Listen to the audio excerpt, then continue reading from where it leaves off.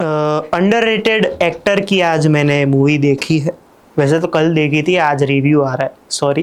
तो डेडा मूवी देख के आया था कल। तो मैंने मेट्रो इन दिनों का रिव्यू किया। तो डेडा मूवी की मेन स्टोरी ये है कि यहाँ पे आपको अखिल पाठक और उनकी वाइफ खुशी पाठक जो प्रेग्नेंट है, हॉस्पिटल में भर्ती है, लेकिन अखिल पाठक की कुछ फाइनेंशियल कंडीशन अच्छी नहीं है और 2 दिन में बेबी की डिलीवरी है। और उसके सामने अखिल जो उनके राइटर हैं खुद, उनकी एक फर्स्ट बुक ही बेस्ट सेलर हो गई थी, तो उसकी वजह से वो अपने पुराने पब्लिशर, पुराने आइडल, उन सब से पैसे मांगने जाते हैं, लेकिन पूरा सब केस उल्टा हो जाता है और उनको पैसे नहीं मिलते हैं।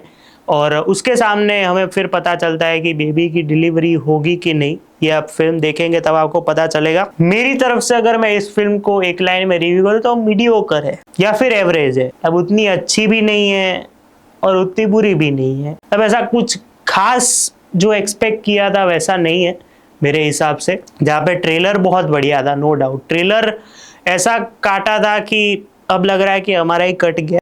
ज़्यादा उस पर फोकस नहीं करेंगे, लेकिन आप एक्सपेक्ट करते हो ना कि स्लो बर्न थ्रिलर्स में मुझे तो बहुत मज़ा आता है। मेरी क्रिसमस बेस्ट एग्जाम्पल है, ये भी एक स्लो बर्न थ्रिलर ही है विथ मसाला ऑफ इमोशन।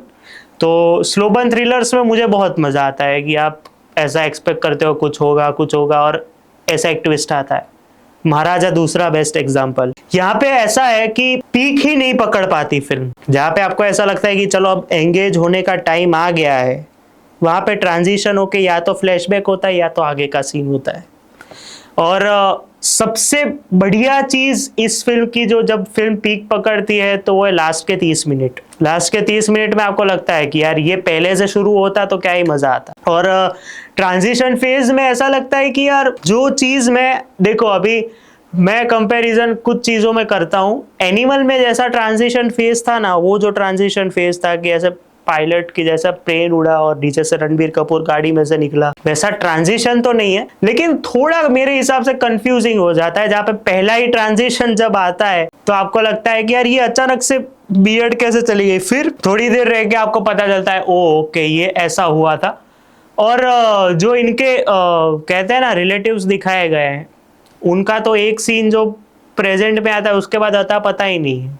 ऐसा कह देते हैं हाँ उसको बोल दे अभी बिजी हूँ, तो उसके बाद उनका क्या हुआ कुछ पता नहीं है। प्लस कुछ लूप होल्स हैं, लेकिन मैं बताऊंगा नहीं क्योंकि वो स्पॉइलर हो जाएगा। उससे अच्छा आप फिल्म देखिए। और ओवरऑल मैंने जैसे बोला ना कि वो भीड़ में, ये फिल्म भीड़ में खो जाएगी। वो मीडियोकर मूवीज नहीं होती, थ्रिलर प्रिडिक्टेबल हो जाती है। इसमें तो पहला एक सीन आता है जहाँ पे गौरव पासवाला की मम्मी जो विलन है उनको ऐसे देखती है, ना पता चल गया भाई चलो इसके आगे का हम सोच लेंगे क्या होने वाला है, ऐसा होगा और वैसा ही होता है। लास्ट के 30 मिनट दो बोल सकते हैं पूरे चेंज थे, लेकिन वो जो एक पकड़ा था ना उधर की, हाँ ये थोड़ा मजा आ रहा है, इसमें थोड़ा सीरियस हो गए। बीच में वो जो नर्स कन्फ्रंटेशन वाला सीन है वो सीरियस हो गए। वो पहले से शुरू रहता ना तो बहुत मजा आता, नो डाउट। लेकिन इसमें तो क्या कि वो ग्रिप ही नहीं पकड़ पा रहे। उसमें भी आधे एक्सप्रेशंस तो ऐसा लग रहा है कि वो गुस्से में ही है, पता नहीं क्यों वो वही चल रहा है पूरी फिल्म में। जहाँ पे एक स्वैग अपना वो दिखाते हैं, वो जब नर्स के सामने कि वो तूने जिसके साथ बात की है ना वो मेरी बीवी है, ऐसा करके अभी दूसरी बार मैं समझाने को नहीं आऊंगा। उस हिसाब से जिस तरह से सीरियस होते वो पहले से तो चलते रहता तो बहुत मजा आता। लेकिन they chose the other way which was not the other way, which was the same way जो सब लोग करते हैं।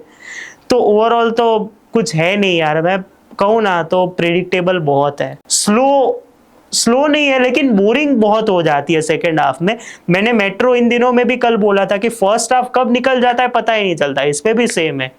यहाँ पे सेकेंड हाफ बहुत ही बोरिंग स्ट्रेची लगता है आपको। ऐसा कहूँ तो सोनाली लेले देसाई का मैं काम सिर्फ कह सकता हूँ कि हाँ नोटिसेबल है। उन्होंने जो बीच में बोला था ना कि व्हाइट टू ब्लैक या फिर ब्लैक टू व्हाइट जाएगा मेरा पूरा कैरेक्टर, वो पूरी जर्नी दिखाई जाती है आपको, तो वो मेरे को पर्सनली बहुत अच्छा लगा।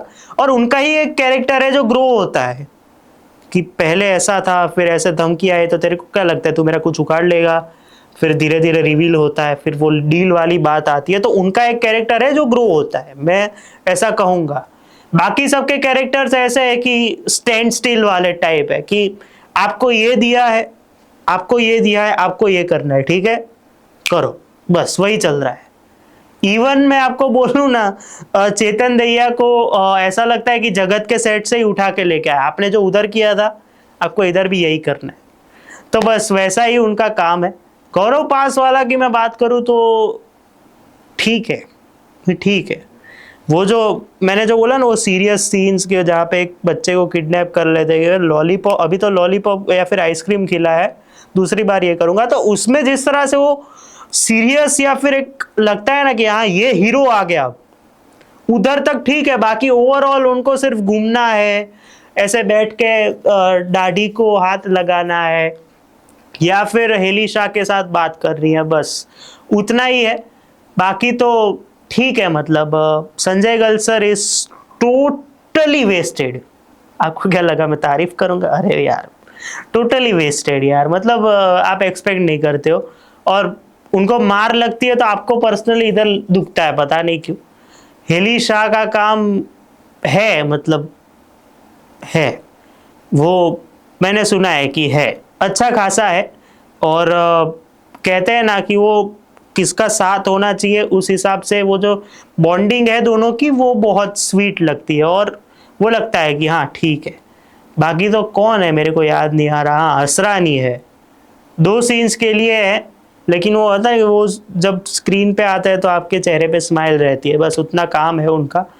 और मेहुल बूच अच्छा है काम, मतलब आप जो एक्सपेक्ट करते हो वैसा ही है, जैसा आपने शुभ चिंतक में एक्सपेक्ट किया था, बस वैसा ही इधर काम है, उससे थोड़ा कम है, लेकिन हाँ है, वो एक विजुअली अच्छा लगता है उनको देखने में। तो ओवरऑल मेरे पास, इसलिए मैं ज़्यादा बोल नहीं रहा, क्योंकि मैं क्या बोलूँ इसमें, ये ऐसा है कि ना मीडियोकर है, और ऐसा क्या है कि आपको ग्रिप ही नहीं रहती, आप उस फिल्म में अंदर रह ही नहीं पाते हो कि चलो अब कुछ होगा। अभी आप क्या बोलते हो, थ्रिलिंग मोमेंट्स नहीं है, थ्रिलिंग मोमेंट्स इतने डिवाइडेड है, इतने 20-25 मिनट बाद आते हैं कि यार लगता है कि अभी तो एंड है, अभी क्या थ्रिल होऊंगा मैं।